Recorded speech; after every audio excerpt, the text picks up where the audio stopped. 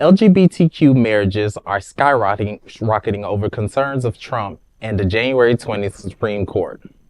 In the aftermath of Donald Trump's 2024 presidential victory, queer couples across the U.S. are rushing to marry, fearing their rights could be at risk under his administration.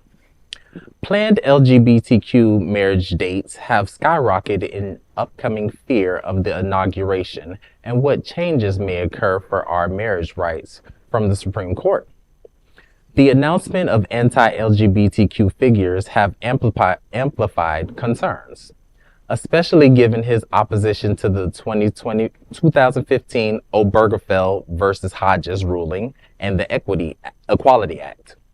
Jennifer Pizer, Chief Legal Officer at Lambda Legal, stated, "People are very worried, no question about that. These fears stem from Trump's conservative judicial appointments and his focus on anti-trans policies during his campaign, which signal potential rollbacks in queer rights. While Trump has not directly targeted same-sex marriage, his alignment with the religious right and figures like Senator Ted Cruz, who opposes Obergefell, has left advocates concerned. The Supreme Court's conservative majority is a critical factor. Justices Clarence Thomas and Samuel Alito have previously expressed interest in revisiting the Obergefell decision. Ooh. There's a majority to overturn the ruling is uncertain. Trump's ability to appoint more justices during his term could solidify a threat to marriage equality. Amidst the fearful environment in the country, Chaplain Anitta Milloro of Lesbians of Iowa is leading a nationwide effort called For a Time Such as This to connect queer couples with free wedding resources. She is helping over 40 couples tie the knot before the inauguration. This is just one example that emphasizes the urgency LGBTQ couples feel at the moment. Her project includes a national map of free officiants, photographers, and notary services. Queer couples are expressing they do not want to wait and see what happens. They are protecting their love now. I am so up, down, round, because his last term wasn't great, but the fact that he has convictions and the fact that he's made it clear that he is a dictator now, it does give pause for concern, because we're in a day and age where you can't not give anyone the acknowledgement of what they're saying. Oprah and Maya Angelou said, when somebody shows you who they are, believe them. Exactly. And he has showed us time and time again. Well, considering how well marriage has worked for straight people, including all three of Trump's marriages, they might want to look at the success rate of LGBTQ marriages by contrast.